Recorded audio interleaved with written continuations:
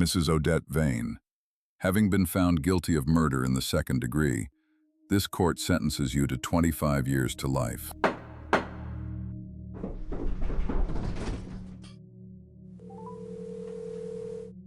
911, what's your emergency? My husband fell down the stairs. He's not breathing. Please, you have to send someone. The call came in at 9:14 on a Sunday morning. She gave the address, said her name, and answered everything calmly. When we arrived, she was kneeling beside him, phone still in her hand. And I remember thinking, nobody is that calm. She told the story the same way twice.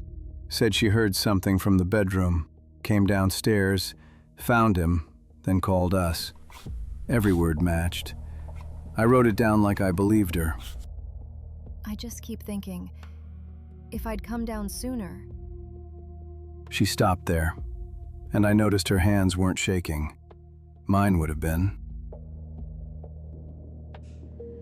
So we sent the body for an autopsy, hoping the body would tell me what she wouldn't. It didn't. The head injury is what killed him. But here's the problem. A fall can do this, and a push can do the same thing. I have to mark it as undetermined. Undetermined. A dead man at the bottom of his own stairs, and even his body wouldn't tell us which. It's an accident, Vesper. Close the case. I said I would, but I didn't.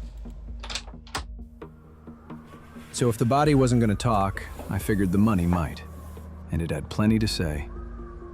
5 months before he died, someone took out a big life insurance policy on him. She was the only person named for the payout. 5 months. Out of all the times to plan ahead, she chose right before her husband fell down those stairs. But a policy still isn't proof. People take out insurance all the time. I might have left it there. Until his son came to see me. He was scared of those stairs. He would never run down them. Somebody made him fall, detective. Don't let her get away with it. After that, I wasn't closing the case.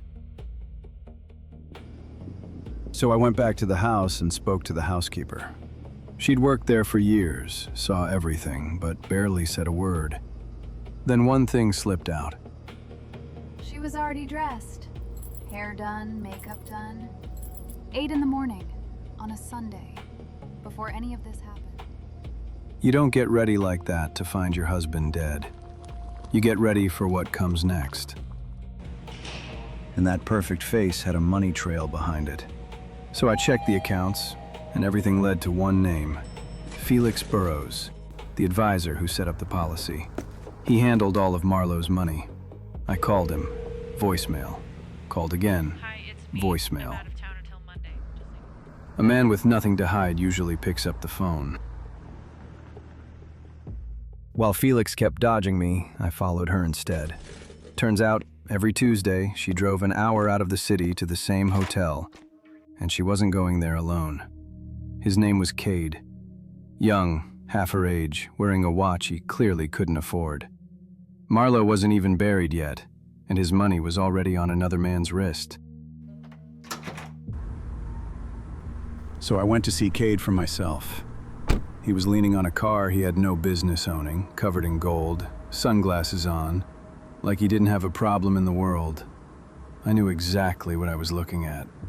But knowing something and proving it are two different things. And right then, I couldn't touch him.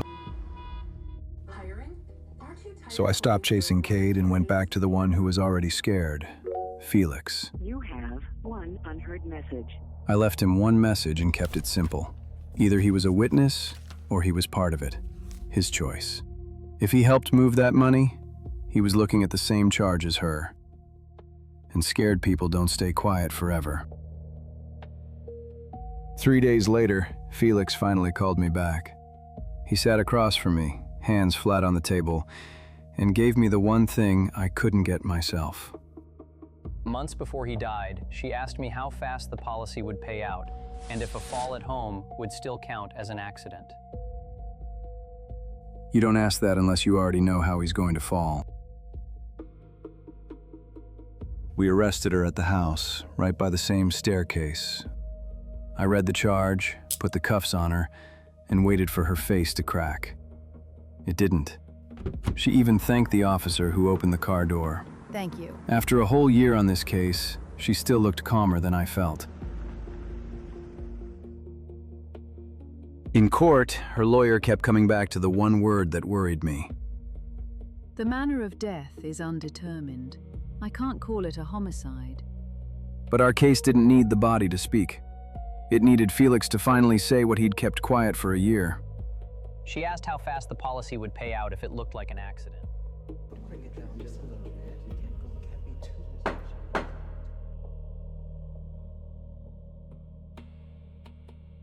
2 weeks later, the jury came back. They'd been going over it for a week and a half. On the count of second-degree murder, we find the defendant guilty. She didn't flinch. I did. As they let her out, she stopped and looked right at me, calm as that first morning, almost smiling. Knowing she did it was never the hard part. Proving it took a year, and she knew that before I did.